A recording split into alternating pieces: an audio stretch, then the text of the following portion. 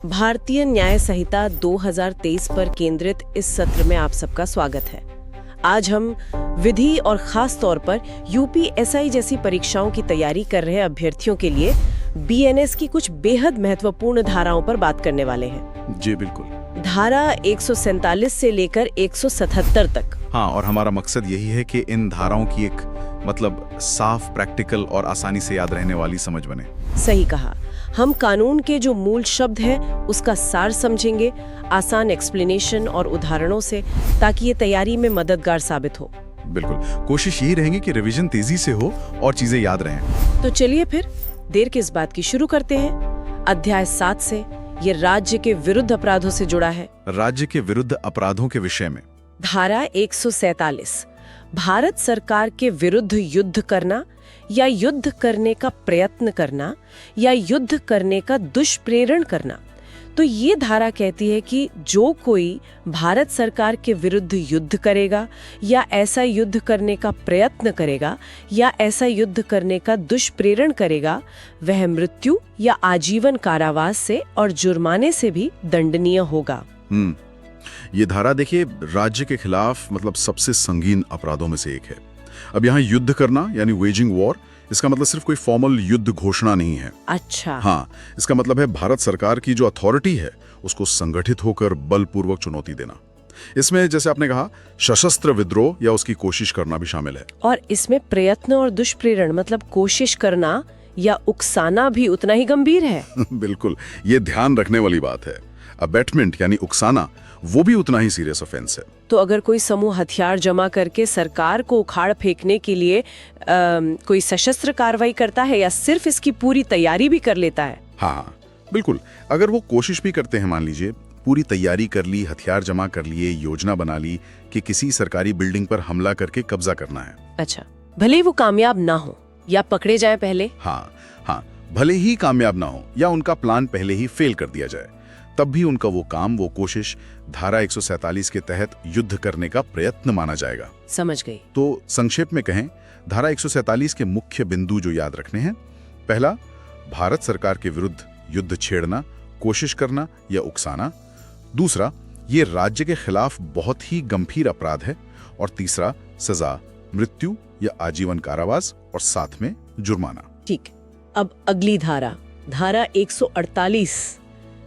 धारा 147 द्वारा दंडनीय अपराधों को करने का षड्यंत्र ये कहती है, जो कोई भारत के भीतर या बाहर धारा 147 में विनिर्दिष्ट अपराधों में से कोई अपराध करने का या केंद्रीय सरकार या किसी राज्य सरकार को आपराधिक बल द्वारा या आपराधिक बल के प्रदर्शन द्वारा आतंकित करने का षड्यंत्र करेगा, वो आजीवन कारावास से या 10 वर्ष तक की अवधि के कारावास से दंडित किया जाएगा और जुर्माने से भी दंडनीय होगा। हाँ, तो ये धारा जो पिछला अपराध हमने देखा, युद्ध छेड़ने का या सरकार को आतंकित करने का, जी, उसकी साजिश यानी कॉन्स्पिरेसी रचने को सजा देती है। अच्छा। और इसमें एक महत्वपूर्ण बात है, खासकर बीएनएस के तहत, अब इस षड्यंत्र के लिए ये जरूरी नहीं है कि साजिश के तहत कोई काम कोई ओवर्ट एक्ट किया गया हो।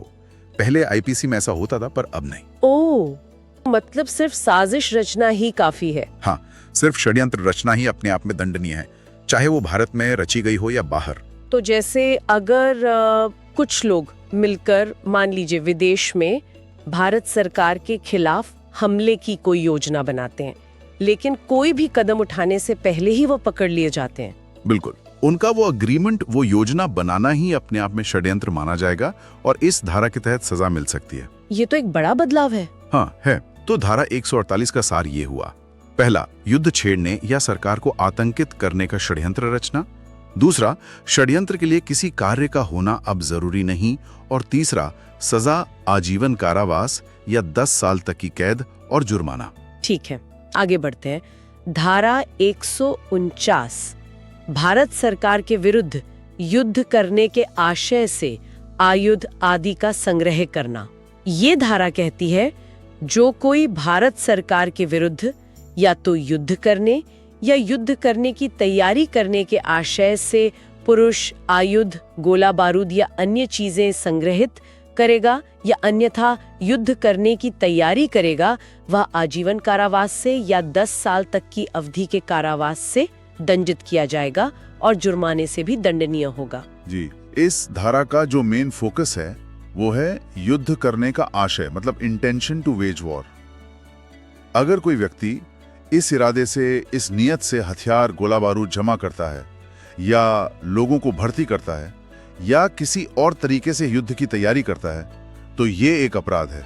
मतलब यहाँ इरादा, नियत वो सबसे जरूरी है। हाँ बिल्कुल, इरादा साबित करना यहाँ बहुत महत्वपूर्ण है। उदाहरण के तौर पे अगर कोई व्यक्ति बहुत सारे अवैध हथियार और विस्फोटक जमा करता है और फिर जांच में ये पता चले कि उसका मकसद सरकार के खिलाफ किसी सशस्त्र विद्रोह में इनका इस्तेमाल करना था। बिल्कुल सही, यही इसका क्लासिक उदाहरण है। तो धारा 149 के मुख्य पहलू क्या हुए? पहला, युद्ध करने के इरादे से हथियार, गोला बारूद या लोग जमा करना या तैयारी करना। जी। दूसरा, इसमें आशय या इरादा सबसे प्रमुख तत्व है। और तीसरा, सजा वही है, आजीवन कारावास या 10 साल तक की कैद और जुर्माना। चलिए, अब है धारा 150, युद्ध करने की परिकल्पना को सुकर बनाने के आशय से छिपाना। इसमें कहा गया है, जो कोई भारत सरकार के विरुद्ध युद्ध करने की परिकल्पना के अस्तित्व को किसी कार्य या किसी अवैध लोप द्वारा इस आशय से कि एतद द्वारा ऐसे युद्ध करने को सुकर बनाए या यह संभाव्य जानते हुए कि एतद द्वारा ऐसे युद्ध करने को सुकर बनाएगा, छिपाएगा, वो 10 वर्ष तक की अवधि के कारावास से दंडित किया जाएगा और जुर्माने से भी दंडनीय होगा। ये धारा डील करती है युद्ध की योजना को छिपाने के अपराध से। अगर किसी को पता है कि भारत सरकार के खिलाफ युद्ध की कोई योजना बन रही है और वो जानबूझकर उसे किसी काम, एक्ट से या किसी अवैध चूक, इलीगल ओमिशन से छिपाता है। मतलब कुछ करके या कुछ न करके। हाँ बिल्कुल, और ऐसा वो इसलिए करता है ताकि योजना सफल हो जाए या सफल होने में मदद मिले, या उसे पता है कि उसके छिपाने से ऐसा हो सकता है तो वो दोषी है। जैसे किसी व्यक्ति को पता चलता है कि कुछ लोग पास के रेलवे पुल को उड़ाने की प्लानिंग कर रहे हैं ताकि सरकारी सप्लाई रुक जाए, लेकिन वो ये जानकारी पुलिस को नहीं देता, ये जानते हुए कि उसकी चुप्पी से ये प्लान कामयाब हो सकता है। बिल्कुल सही उदाहरण, ये धारा 150 में आएगा। तो धारा 150 का सार क्या है? पहला, युद्ध की योजना को जानबूझकर छिपाना, चाहे किसी काम से या चूक से। दूसरा, छिपाने का इरादा युद्ध को आसान बनाना हो या ये पता हो कि ऐसा हो सकता है। तीसरा, सजा 10 साल तक की कैद और जुर्माना। ठीक है, अब अगली धारा 151, किसी विधिपूर्ण शक्ति का प्रयोग करने के लिए विवश करने या उसका प्रयोग अवरोधित करने के आशय से राष्ट्रपति, राज्यपाल आदि पर हमला करना। ये कहती है कि जो कोई भारत के राष्ट्रपति या किसी राज्य के राज्यपाल पर हमला करेगा या उसको सदोष अवरोध करेगा या सदोष अवरोध करने का प्रयत्न करेगा या उसे आपराधिक बल द्वारा या आपराधिक बल के प्रदर्शन द्वारा आतंकित करेगा या आतंकित करने का प्रयत्न करेगा, इस आशय से कि ऐसे राष्ट्रपति या राज्यपाल को उत्प्रेरित किया जाए या विवश किया जाए कि वो अपनी विधिपूर्ण शक्तियों में से किसी शक्ति का किसी प्रकार प्रयोग करे या प्रयोग करने से विरत रहे, वो 7 वर्ष तक की अवधि के कारावास से दंडित किया जाएगा और जुर्माने से भी दंडनीय होगा। हाँ, ये धारा जो हमारे उच्च संवैधानिक पद हैं जैसे राष्ट्रपति और राज्यपाल, उनकी गरिमा और उनके स्वतंत्र रूप से काम करने की क्षमता को सुरक्षा देती है। अगर कोई व्यक्ति इन पर हमला असॉल्ट करता है या उन्हें गलत तरीके से रोकता है या रॉन्गफुल रिस्ट्रेंट या क्रिमिनल फोर्स का इस्तेमाल करता है या दिखाता है, किस इरादे से? इरादा ये कि उन्हें उनकी कानूनी शक्तियों, लॉफुल पावर्स का इस्तेमाल करने के लिए मजबूर किया जाए या रोका जाए, मतलब उनको डराकर, ओवरऑ करके प्रभावित करने की कोशिश। अच्छा, जैसे मान लीजिए किसी बिल को लेकर विरोध हो रहा है और भीड़ राज्यपाल के काफिले को रोक लेती है और उन्हें धमकी देती है कि जब तक वो बिल वापस लेने का वादा नहीं करते उन्हें आगे नहीं जाने देंगे। हाँ, ये एक अच्छा उदाहरण है। ये राज्यपाल को उनकी शक्तियों के प्रयोग से रोकने के लिए सदोष अवरोध और आपराधिक बल का प्रदर्शन माना जा सकता है और धारा 151 लग सकती है। तो धारा 151 के प्रमुख बिंदु: राष्ट्रपति, राज्यपाल पर हमला, सदोष अवरोध या आपराधिक बल का प्रयोग या प्रदर्शन। मकसद क्या है? उनकी शक्तियों के प्रयोग के लिए विवश करना या रोकना।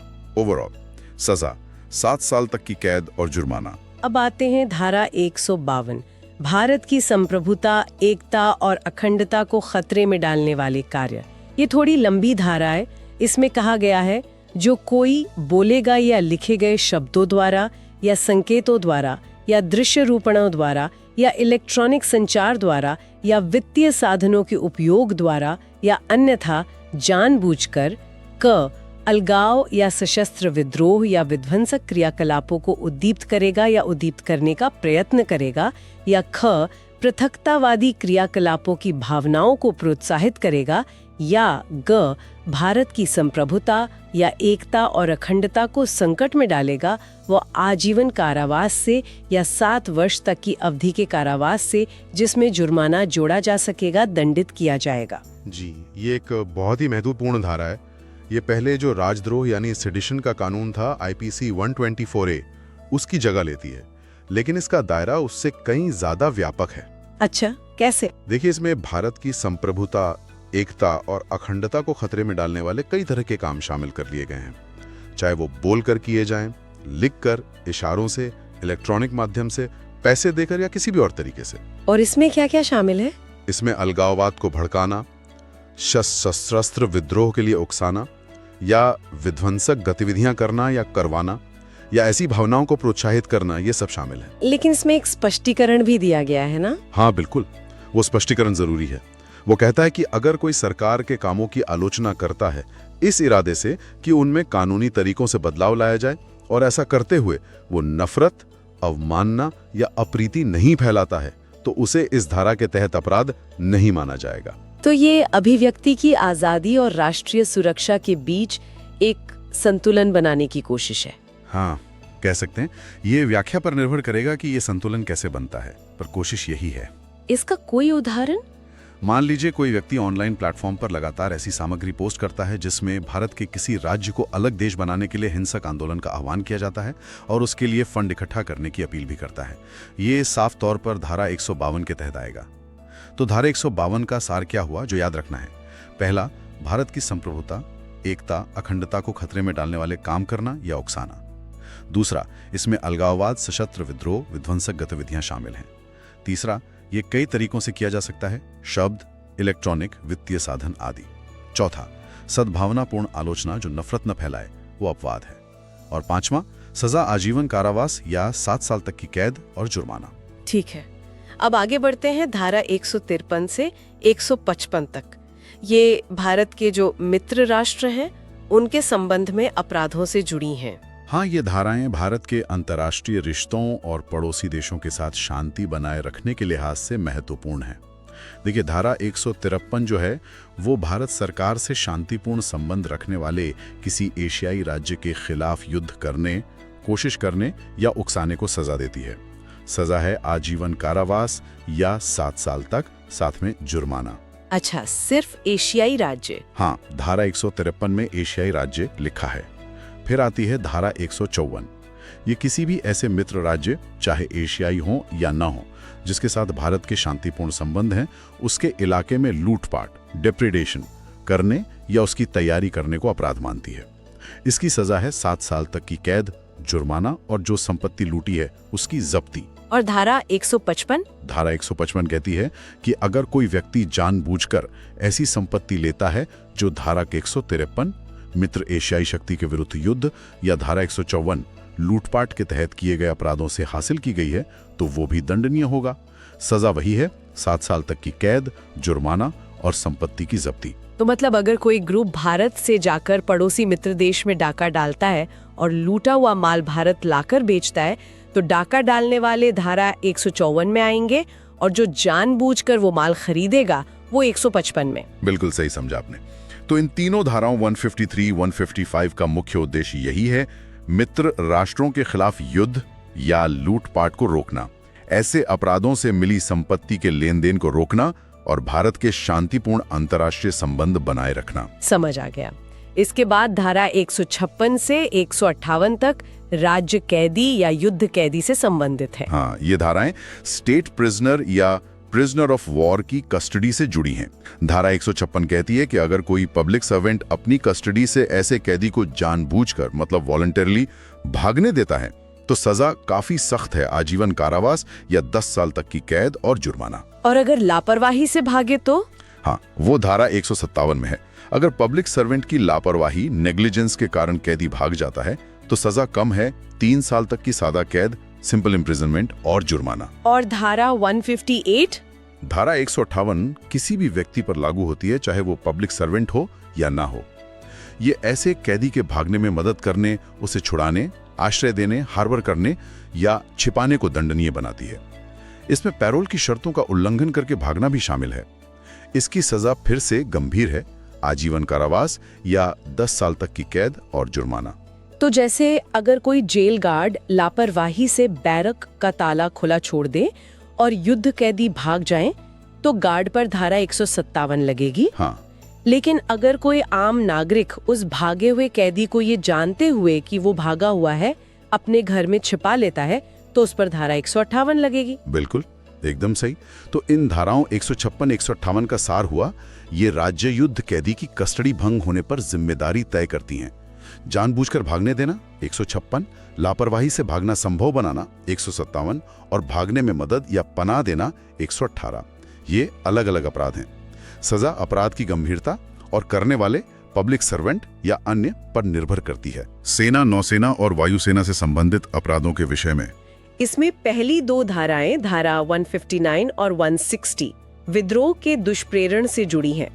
धारा 159 कहती है कि सशस्त्र बलों के किसी सदस्य द्वारा विद्रोह, म्यूटिनी करने या उसे कर्तव्य या निष्ठा से विचलित करने के प्रयत्न के लिए उकसाना, अबेटमेंट, दंडनीय है।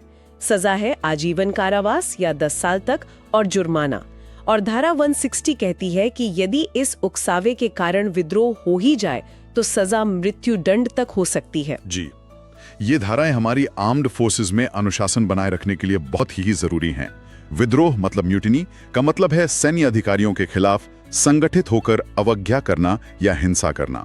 धारा 159 सिर्फ उकसाने या बहकाने की कोशिश को सजा देती है। अच्छा। जबकि धारा 160 तब लगती है जब उस उकसावे के कारण असल में विद्रोह हो जाता है, इसलिए उसमें सजा भी ज्यादा गंभीर है, मृत्युदंड तक का प्रावधान है। जैसे सैनिकों के बीच पर्चे बांटकर उन्हें अफसरों के खिलाफ हथियार उठाने के लिए भड़काना, ये धारा 159 का अपराध हुआ। हाँ। और अगर वो पर्चे पढ़कर सैनिक सचमुच हथियार उठा लेते हैं तो जिसने पर्चे बांटे थे उस पर धारा 160 लगेगी। बिल्कुल, यही अंतर है। तो धारा 159 और 160 के मुख्य बिंदु: सशस्त्र बलों में विद्रोह के लिए उकसाना, धारा 159। अगर उकसावे से विद्रोह हो जाए तो और गंभीर सजा, धारा 160। ठीक है। अगली 2 धाराएं, धारा 161 और 162, वरिष्ठ अधिकारी पर हमले के दुष्प्रेरण से संबंधित हैं। धारा 161 कहती है कि किसी सैनिक, नौसैनिक या वायु सैनिक द्वारा अपने सीनियर अफसर पर, जब वो अफसर ड्यूटी पर हो, हमले के लिए उकसाना दंडनीय है। सजा 3 साल तक की कैद और जुर्माना है। और धारा 162 के अनुसार यदि इस उकसावे के कारण हमला हो जाता है तो सजा 7 साल तक हो सकती है। हाँ, ये धाराएं भी सैन्य कमांड स्ट्रक्चर और डिसिप्लिन को मजबूत करती हैं। यहाँ भी वही पैटर्न है, उकसाने, धारा 161, और उकसावे के कारण असल में हमला होने, धारा 162 के लिए अलग अलग और बढ़ती हुई सजा। और ये जरूरी है कि हमला या उसका उकसावा तब हो जब वो सीनियर अफसर अपनी ड्यूटी निभा रहा हो। जैसे किसी सैनिक को उसका साथी उकसाता है कि वो ड्रिल के दौरान अपने कमांडर पर हाथ उठा दे। अगर वो सिर्फ उकसाता है तो 161 लगेगी। हाँ। और अगर दूसरा सैनिक वाकई हमला कर देता है तो उकसाने वाले पर 162 लागू होगी। एकदम सही। तो धारा 161 और 162 का सार: सीनियर अफसर पर ड्यूटी के दौरान हमले के लिए उकसाना, 161। अगर उकसावे से हमला हो जाए तो ज्यादा सजा, 162। इसके बाद है धारा 163 और 164 जो अभित्यजन यानी डिजर्शन से जुड़ी हैं। धारा 163 कहती है कि सशस्त्र बल के सदस्य द्वारा अभित्यजन मतलब ड्यूटी छोड़कर भाग जाने के लिए उकसाना दंडनीय है। सजा है 2 साल तक की कैद या जुर्माना या दोनों। और धारा 164 ऐसे भागे हुए सैनिक, डिजर्टर को जानते हुए पनाह देना मतलब हार्बर करना, इसे दंडनीय बनाती है। सजा वही है, 2 साल तक की कैद या जुर्माना या दोनों। इसमें एक छूट है कि पति या पत्नी अगर एक दूसरे को पनाह दें तो ये अपराध नहीं है।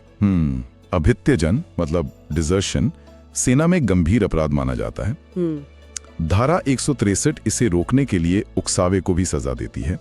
और धारा 164 आम लोगों को, समाज को भागे हुए सैनिकों को छिपाने या मदद करने से रोकती है। पति पत्नी वाली छूट, हाँ, वो एक मानवीय आधार पर दी गई है। तो मतलब अगर कोई दोस्त अपने सैनिक दोस्त को सेना छोड़कर भाग जाने के लिए उकसाता है तो धारा 163 लगेगी जी। और अगर कोई आम नागरिक किसी भागे हुए सैनिक को ये जानते हुए कि वो भागा हुआ है अपने घर में पनाह देता है तो धारा 164 लगेगी, पति पत्नी वाली छूट को छोड़कर। बिल्कुल। तो धारा 163 और 164 के बिंदु, अभित्याजन के लिए उकसाना दंडनीय, अभित्याजक को जानते हुए पनाह देना दंडनीय, पति पत्नी अपवाद है। अगली है धारा 165, मास्टर की उपेक्षा से किसी वाणिज्यिक जलयान पर छिपा हुआ अभित्याजक। ये कहती है कि यदि किसी कमर्शियल जहाज के मास्टर की लापरवाही के कारण कोई भागा हुआ सैनिक जहाज पर छिप जाता है तो मास्टर पर 3000 रुपए तक का जुर्माना हो सकता है, भले ही उसे पता ना हो कि कोई छिपा है। हाँ, ये धारा जो जहाजों के मास्टर या इंचार्ज हैं उन पर एक जिम्मेदारी डालती है कि वो उचित सावधानी बरतें ताकि भगोड़े सैनिक उनके जहाज का इस्तेमाल करके भाग ना सकें। यहाँ सजा लापरवाही यानी नेग्लिजेंस के लिए है। तो धारा 165 का सार, जहाज के मास्टर की लापरवाही से भगोड़े सैनिक का छिपना, सजा 3000 रुपए तक जुर्माना। फिर है धारा 166, सैनिक, नौसैनिक या वायु सैनिक द्वारा अवज्ञा के कार्य का दुष्प्रेरण। इसके अनुसार यदि किसी के उकसाने पर सशस्त्र बल का सदस्य अवज्ञा मतलब इनसबऑर्डिनेशन का काम करता है तो उकसाने वाले को 2 साल तक की कैद या जुर्माना या दोनों हो सकता है। हाँ, अवज्ञा का मतलब है कोई वैध आदेश न मानना। ये धारा भी उकसावे को सजा देती है, पर इसमें शर्त यह है कि उकसावे के बाद अवज्ञा का काम असल में किया गया हो, सिर्फ उकसाना काफी नहीं है। अच्छा, ये अंतर है 159 से। हाँ, तो धारा 166 का सार, अवज्ञा के काम का दुष्प्रेरण, लेकिन तभी जब अवज्ञा का काम असल में हो, सजा 2 साल तक कैद या जुर्माना या दोनों। अब आती है धारा 167, कतिपय अधिनियमों के अध्ययन व्यक्ति। ये साफ करती है कि जो लोग सेना अधिनियम, नौसेना अधिनियम या वायुसेना अधिनियम के तहत आते हैं वे इस अध्याय के अपराधों के लिए बीएनएस के तहत दंडनीय नहीं होंगे। बिल्कुल, ये एक तरह का एक्सक्लूजन क्लॉज है। इसका सीधा मतलब है कि जो सेवारत सैन्य कर्मी हैं उन पर इन अपराधों के लिए उनके अपने सैन्य कानून यानी मिलिट्री लॉ के तहत ही कार्रवाई होगी, बीएनएस के तहत नहीं। ये जुरिस्डिक्शन को साफ करता है। समझ गया। तो धारा 167 का मुख्य बिंदु, ये अध्याय सेवारत सैन्य कर्मियों पर लागू नहीं होता, उन पर उनके अपने सैन्य कानून लागू होंगे। और इस अध्याय की आखिरी धारा, धारा 168, सैनिक, नौसैनिक या वायु सैनिक द्वारा उपयोग में लाए जाने वाले पोशाक पहनना या टोकन धारण करना। यदि कोई व्यक्ति जो सेना का सदस्य नहीं है वो ऐसी वर्दी या टोकन पहनता है जो सेना के सदस्य इस्तेमाल करते हैं और उसका इरादा ये है कि लोग उसे सेना का सदस्य समझे, तो उसे 3 महीने तक की कैद या 2000 रुपए तक जुर्माना या दोनों हो सकता है। हाँ, ये प्रतिरूपण मतलब इम्पर्सोनेशन को रोकता है। अपराध होने के लिए 2 चीजें जरूरी हैं। पहला, वर्दी या टोकन पहनना, और दूसरा, ऐसा करने का इरादा ये हो कि सामने वाला ये विश्वास कर ले कि पहनने वाला वाकई सेना का सदस्य है। मतलब सिर्फ पहन लेना काफी नहीं, नियत भी देखी जाएगी। बिल्कुल, नियत महत्वपूर्ण है। तो धारा 168 का सार, गलत इरादे से सैन्य वर्दी टोकन पहनकर प्रतिरूपण करना, सजा 3 महीने तक कैद या 2000 रुपए तक जुर्माना या दोनों। तो ये था अध्याय 8। अब हम आज के सत्र के अंतिम खंड अध्याय 9 की ओर बढ़ते हैं। ये चुनावों से जुड़े अपराधों पर है, निर्वाचन संबंधी अपराधों के विषय में। इसमें सबसे पहले धारा 169 2 महत्वपूर्ण परिभाषाएं दे रही हैं। हाँ, ये परिभाषाएं आगे की धाराओं को समझने के लिए जरूरी हैं। पहली है अभ्यर्थी यानी कैंडिडेट। इसका मतलब है वो व्यक्ति जिसे किसी चुनाव में उम्मीदवार के तौर पर नॉमिनेट किया गया है। ठीक है। और दूसरी है निर्वाचन अधिकार यानी इलेक्टोरल राइट। ये एक काफी व्यापक शब्द है। इसमें उम्मीदवार के तौर पर खड़ा होना या ना होना, नाम वापस लेना, वोट देना या वोट देने से परहेज करना, ये सब शामिल है। ठीक है। अब आते हैं धारा 170 रिश्वत। ये धारा कहती है कि निर्वाचन अधिकार का प्रयोग करने के लिए या उसके इनाम के रूप में परितोषण ग्रेटिफिकेशन देना या लेना रिश्वत है। जी, ये चुनावी भ्रष्टाचार की जो जड़ है यानी रिश्वत, ब्राइबरी, उसको परिभाषित करती है। परितोषण का मतलब सिर्फ पैसा नहीं है, कुछ भी हो सकता है जिससे किसी को फायदा पहुंचे। अच्छा। रिश्वत देने का प्रस्ताव करना या कोशिश करना और रिश्वत लेना या लेने के लिए राजी होना, ये दोनों ही अपराध हैं। हाँ, इसमें एक परंतुक है जो कहता है कि लोक नीति की घोषणा करना, जैसे विकास का वादा करना या लोक कार्रवाई का वचन देना, वो रिश्वत नहीं माना जाता। जैसे किसी को वोट देने के लिए कैश देना या शराब देना, ये तो रिश्वत हो गई। हाँ बिल्कुल। लेकिन ये वादा करना कि अगर हम जीते तो यहाँ सड़क बनवा देंगे, ये आमतौर पर रिश्वत नहीं है। हाँ, ये लोक नीति की घोषणा मानी जाएगी। तो धारा 170 के मुख्य बिंदु निर्वाचन अधिकार को प्रभावित करने के लिए परितोषण देना या लेना, प्रस्ताव या प्रयत्न भी शामिल है। लोक नीति का वचन अपवाद है। आप धारा 171 निर्वाचनों में असम्यक असर डालना, ये धारा निर्वाचन अधिकार के स्वतंत्र प्रयोग में स्वेच्छा हस्तक्षेप करना या हस्तक्षेप का प्रयत्न करना, इसे दंडनीय बनाती है। हाँ, ये है अनड्यू इन्फ्लुएंस का अपराध। इसका मतलब है किसी वोटर या उम्मीदवार को डरा धमकाकर या किसी और नाजायज तरीके से उसके वोट देने, न देने या चुनाव लड़ने या हटने के फैसले को प्रभावित करना। इसमें किस तरह की धमकियां शामिल हैं? इसमें किसी भी तरह की चोट, इंजरी पहुंचाने की धमकी देना शामिल है, चाहे वो शारीरिक हो, आर्थिक हो या सामाजिक बहिष्कार, सोशल बॉयकॉट की धमकी हो। यहाँ तक कि देवी देवता के प्रकोप, डिवाइन डिस्प्लेजर या किसी आध्यात्मिक श्राप का डर दिखाना भी असम्यक असर माना जाता है। ओह, मतलब जैसे किसी वोटर को धमकाना कि अगर तुमने फलां पार्टी को वोट दिया तो तुम्हें गांव से निकाल देंगे। हाँ, या फिर कोई धर्मगुरु अपने अनुयायियों से कहे कि अगर तुमने पार्टी एक्स को वोट दिया तो तुम्हें भगवान का श्राप लगेगा।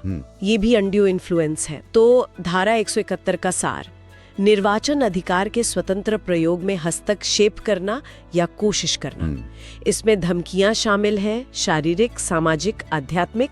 लोक नीति या वैध अधिकार का प्रयोग अगर हस्तक्षेप का इरादा न हो, अपवाद है। आगे है धारा 172 निर्वाचनों में प्रतिरूपण।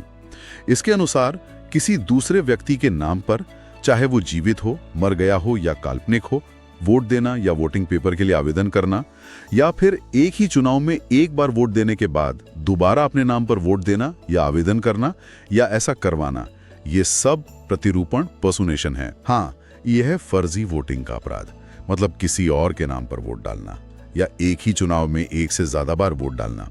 ऐसा करने के लिए उकसाना या इसकी व्यवस्था करना भी इसी धारा में अपराध है। हाँ, अगर कानून के तहत किसी को प्रॉक्सी वोटिंग का अधिकार मिला है तो वो इसका अपवाद है। जैसे कोई व्यक्ति अपने मर चुके पड़ोसी के वोटर आईडी कार्ड का इस्तेमाल करके वोट डालने की कोशिश करता है। हाँ, या फिर एक ही चुनाव में अपना वोट डालने के बाद किसी दूसरे पोलिंग बूथ पर जाकर फिर से वोट डालने की कोशिश करता है। बिल्कुल, ये दोनों ही प्रतिरूपण के उदाहरण हैं। तो धारा 172 के बिंदु किसी और के नाम पर असली फर्जी या दोबारा मतदान करना, आवेदन करना, उकसाना, व्यवस्था करना भी शामिल। प्रॉक्सी वोटिंग अपवाद है। ठीक है, अब इन चुनावी अपराधों के लिए सजा क्या है? धारा 173 रिश्वत के लिए सजा बताती है 1 साल तक की कैद या जुर्माना या दोनों। पर अगर रिश्वत अभ्यतित्य यानी ट्रीटिंग, जैसे खाना पीना, मनोरंजन के रूप में है तो सजा सिर्फ जुर्माना होगी। हाँ, और धारा 174 असम्यक असर डालने या प्रतिरूपण के लिए सजा बताती है, वो भी 1 साल तक की कैद या जुर्माना या दोनों। तो मतलब रिश्वत, असम्यक असर और प्रतिरूपण, ये जो 3 बड़े चुनावी अपराध हैं, इन तीनों के लिए अधिकतम सजा 1 साल की कैद और या जुर्माना है। बस रिश्वत अगर सिर्फ सत्कार के रूप में है तो जेल की सजा नहीं है, सिर्फ जुर्माना है। सजा का सारांश धारा 173, 174। रिश्वत, असम्यक असर, प्रतिरूपण के लिए अधिकतम 1 साल कैद या जुर्माना या दोनों। सत्कार वाली रिश्वत के लिए सिर्फ जुर्माना। अब है धारा 175 निर्वाचन के सिलसिले में मिथ्या कथन। ये धारा कहती है कि अगर कोई व्यक्ति चुनाव परिणाम पर असर डालने के इरादे से किसी उम्मीदवार के व्यक्तिगत शील या आचरण के बारे में कोई ऐसा तथ्यात्मक बयान देता या प्रकाशित करता है जो झूठा है और जिसके झूठे होने का उसे पता है या विश्वास है, या जिसके सच होने का उसे विश्वास नहीं है, तो उसे केवल जुर्माने से दंडित किया जाएगा। हाँ, ये उम्मीदवार के खिलाफ झूठी अफवाहें फैलाने से जुड़ा है। यहाँ कुछ चीजें जरूरी हैं। बयान तथ्य का होना चाहिए, सिर्फ राय नहीं। वो झूठा होना चाहिए, जानबूझकर फैलाया गया हो, मतलब फैलाने वाले को पता हो कि ये झूठा है या सच नहीं मानता। और इरादा चुनाव पर असर डालने का हो। सजा इसमें सिर्फ जुर्माना है, कैद नहीं। ठीक है। तो धारा 175 का सार, उम्मीदवार के बारे में तथ्य का झूठा बयान देना, प्रकाशित करना, जानबूझकर चुनाव प्रभावित करने के इरादे से, सजा सिर्फ जुर्माना। अगली धारा है धारा 176, निर्वाचन के सिलसिले में अवैध संदाय। इसमें है कि यदि कोई व्यक्ति किसी उम्मीदवार की लिखित अनुमति के बिना उसके चुनाव प्रचार को आगे बढ़ाने के लिए कोई सार्वजनिक सभा करने या विज्ञापन, सर्कुलर या प्रकाशन पर या किसी और तरीके से खर्च करता है या अधिकृत करता है, तो उसे 10,000 रुपये तक का जुर्माना हो सकता है। इसमें एक छूट है कि अगर वो खर्च करने के 10 दिन के भीतर उम्मीदवार का लिखित अप्रूवल ले लेता है तो माना जाएगा कि उसने अनुमति से खर्च किया था। जी, ये अनधिकृत चुनावी खर्च मतलब इलीगल पेमेंट्स को रोकता है। नियम यह है कि हर खर्च उम्मीदवार की अथॉरिटी से होना चाहिए। वो 10 दिन वाली छूट शायद छोटी मोटी या इमरजेंसी वाली स्थितियों के लिए रखी गई है। ठीक है। तो धारा 176 का सार, उम्मीदवार की अनुमति के बिना चुनावी खर्च करना, सजा 10,000 रुपये तक जुर्माना, 10 दिन में अप्रूवल लेने पर छूट। और इस अध्याय की और आज की हमारी चर्चा की आखिरी धारा, धारा 177, निर्वाचन लेखा रखने में असफलता। यदि कानून या नियम के तहत जरूरी होने पर कोई व्यक्ति चुनाव खर्च का हिसाब किताब रखने में असफल रहता है तो उसे 5,000 रुपये तक का जुर्माना हो सकता है। हाँ, ये चुनावी खर्चों में पारदर्शिता यानी ट्रांसपेरेंसी लाने के लिए है। उम्मीदवारों और उनके एजेंटों पर यह जिम्मेदारी होती है कि वो नियमों के मुताबिक खर्च का पूरा हिसाब रखें। अगर वो ऐसा नहीं करते हैं तो ये धारा लागू होती है।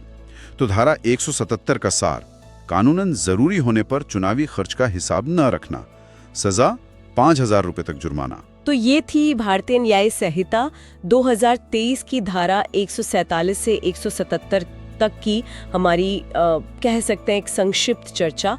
हमने राज्य के विरुद्ध अपराध, सेना से संबंधित अपराध और चुनावों से संबंधित अपराधों को समझने की कोशिश की। बिल्कुल, और ये धाराएं दिखाती हैं कि कानून किस तरह से राष्ट्र की सुरक्षा, हमारी आर्म्ड फोर्सेस के अनुशासन और लोकतंत्र की प्रक्रिया को बनाए रखने की कोशिश करता है। लेकिन हाँ, यहाँ एक सोचने वाली बात जरूर है। क्या? खासकर जैसे धारा 152 जैसे प्रावधान है, तो इस सवाल उठता है कि राष्ट्रीय सुरक्षा और अभिव्यक्ति की स्वतंत्रता के बीच जो सही संतुलन है वो कैसे साधा जाए। आजकल डिजिटल युग में जहां गलत सूचना फैलाना इतना आसान है और इरादे को साबित करना भी एक चुनौती है, ये संतुलन बनाना और भी मुश्किल हो जाता है। हाँ, ये बात तो है। तो ये देखना होगा कि आगे चलकर कोर्ट्स इन कानूनों की व्याख्या कैसे करते हैं ताकि इनका सही इस्तेमाल हो, दुरुपयोग ना हो। 2023 पर इस सत्र में शामिल होने के लिए सभी का धन्यवाद। उम्मीद है ये चर्चा खासकर जो छात्र तैयारी कर रहे हैं उनके लिए उपयोगी रही होगी। अपना अध्ययन जारी रखें। जी, धन्यवाद। अगला चैप्टर देखने के लिए प्लेलिस्ट जरूर फॉलो करें। वीडियो अच्छा लगा हो तो लाइक करें, शेयर करें और एग्जाम प्रेप टॉक्स को सब्सक्राइब करना न भूलें।